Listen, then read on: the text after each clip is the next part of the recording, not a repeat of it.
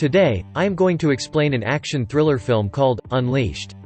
Spoilers ahead. Watch out and take care. At the beginning of the film, we are introduced to a vicious loan shark named Bart. His way of collecting money from the debtors is quite unique and ruthless. Bart has spent his entire life educating Danny to behave like a dog. Danny has been kept in a cage, fed dog food, and taught to comply ever since he was a young child. As he only knows how to speak and behave in accordance with what he has been taught, he has the mental capacity of a child. Danny always wears a unique dog collar around his neck. While wearing it, he is harmless, but as soon as it is removed, he transforms into an aggressive dog running loose and kills everyone who bothers his owner. Danny is routinely beaten and called names by Bart, who is ruthless to him. However, Danny doesn't know any different and believes the maltreatment to be a sign of love. After a long day of abusing people for cash, Bart brings Danny home one day. A man hands him a bandage after noticing that his forehead is bleeding. But Danny is so gullible that he doesn't grasp its significance. He calmly returns to his cage and begins striking a punching bag. He also utilizes a first-grade reader's book to amuse himself. He picks up a few new words and displays a strong desire to learn. They keep up their pattern of threatening the debtors the next day. A wealthy businessman who owes Bart a sizable sum of money is one of their targets. Because he is aware of the collar trick, he differs from the ordinary individuals they deal with. They grab Bart away before he can remove the collar to stop him from setting off Danny. Danny witnesses the beating in confusion, unsure of what to do. Bart tries and finally succeeds in removing his collar. When this happens, Danny unleashes his inner beast, and he quickly defeats his adversaries.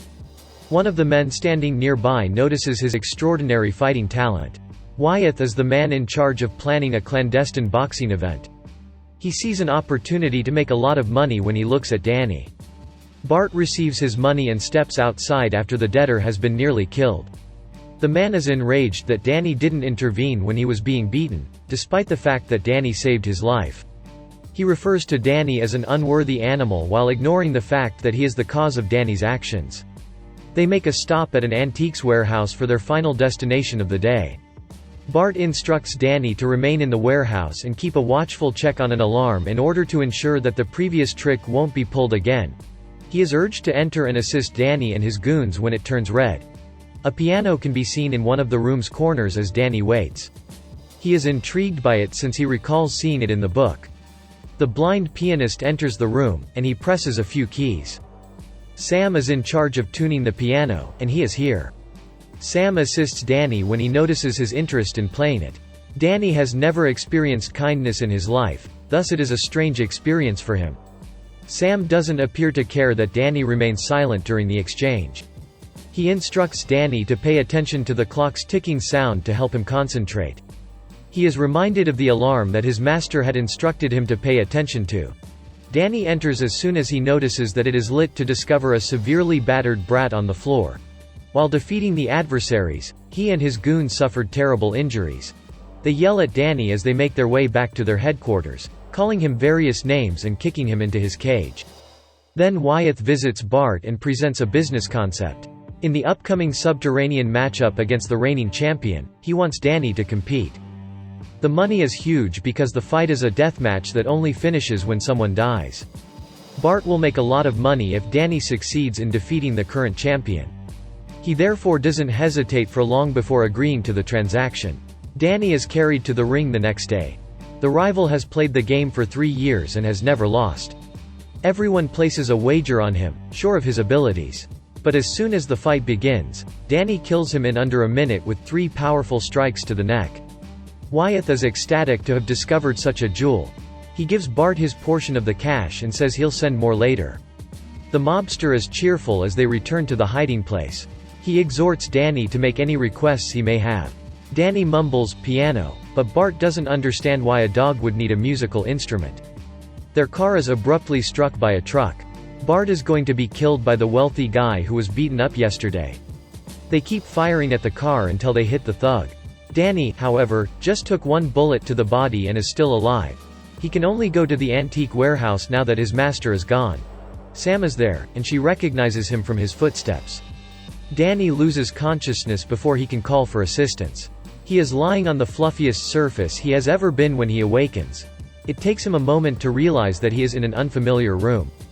Sam brought him to his residence and has been looking after him, it turns out. Sam is glad to finally have Danny back after he was gone for 2 days in a row.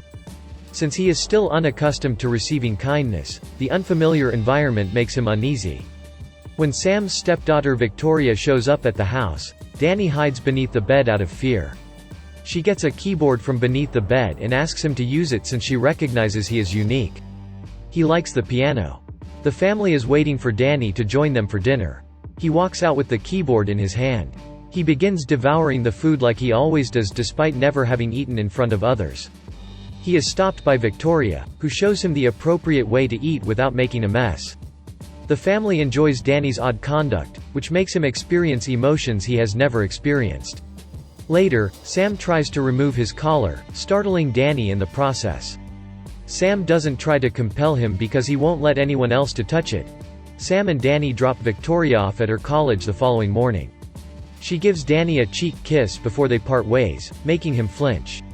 He was pleased to really experience the kiss after reading about it in his first-grade book.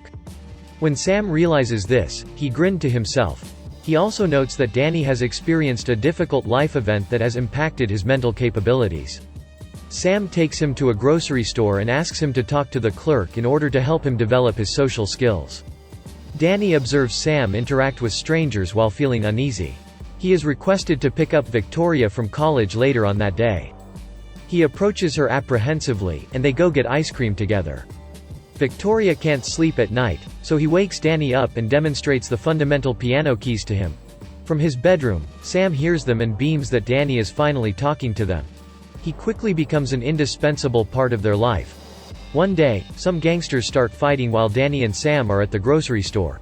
While Sam and the audience are terrified, Danny continues to evaluate the vegetables as if nothing is occurring in the background. Sam locates him afterwards and inquires about his ability to remain composed in such a trying circumstance. Danny only responds that because they weren't fighting, he shouldn't get involved. Sam is curious by the response and asks about Danny's past. When he learns that Danny was made violent by the use of his innocence, he feels sympathy for him. They remain a happy family for the ensuing few weeks. Victoria is finally allowed to remove Danny's collar, and he is now quiet even without it. Sam eventually takes him to work to mend a piano one day. He adds that he and Victoria would return to New York when she graduates as he works on the instrument. Danny is devastated because that would mean he would once more be abandoned by his family. Sam explains, however, that they are including him as well because he is now a member of the family. Due to his assistance in helping Sam, Danny receives half of the money after work. He eagerly makes his way to the store to buy presents for everybody. But as he leaves, he runs across a former employee of Bart. He confesses that Bart is still alive and that, because Danny is his source of money, he is searching for him everywhere. In order to find out who his parents are, Danny agrees to go. In the next scene, Danny runs into Bart and asks him about his mother. Bart responds that he never tried to hunt for Danny's parents and just happened to find him by the side of the road. Danny is then brought to another deathmatch. His boss forces him to wear the collar before removing it to discover that the ruse is no longer effective. Danny is forced into a fight with a formidable foe after refusing to kill anyone. He strikes Danny, but Danny doesn't strike back. More combatants are added to the fight to spice things up, but Danny doesn't fight back despite being mercilessly beaten. Danny experiences an abrupt epiphany after a man steps on his hand. He quickly vanishes back into his original self and vanquishes the adversaries. Danny gets thrashed and sent back into his cage at the end of the day. Victoria and Sam are concerned about him there, but they are unsure of where to look for him. Danny escapes the cage when no one is looking and discovers a number of images on Bart's computer. He recognizes himself in a photo of himself and his mother hunched over the piano. He assaults Bart and inquires about his mother one final time. She was an adult employee who served as his escort on numerous occasions, the man reveals. She was completely disregarding the boundaries and even took young Danny to work. But after she passed away from a disease, Bart was so in love with her that he adopted Danny and made him a member of his family. On their way to work the next day, Danny overhears the term, family, which makes him think of Sam and Victoria. He swerves the vehicle, forcing it to crash, and uses the opening to flee. He then goes back to his real family, who are overjoyed to finally see him. They feel sorry for him after hearing the tale of his mother. Sam recognized the background of the image as an auditorium since Victoria described it as one she has been to. They head to the auditorium in order to learn more about Danny's mother. Although she is recognized by the employees, they assert that she and her son went missing one day and were never seen again.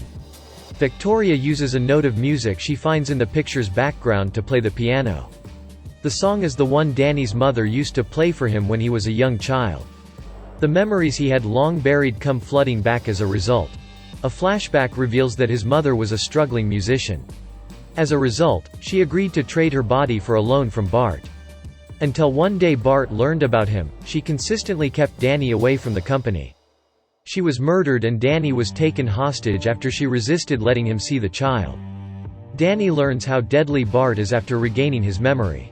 He forces Victoria and Sam to attempt to quickly pack their bags and flee the city.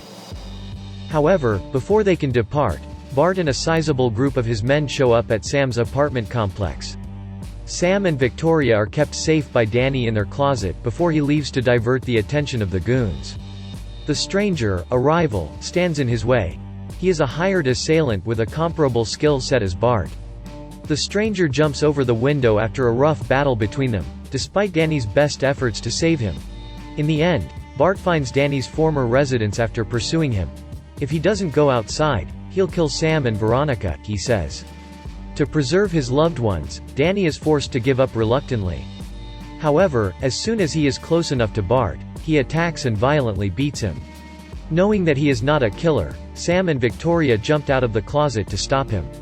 The three give each other a warm embrace after things had calmed down.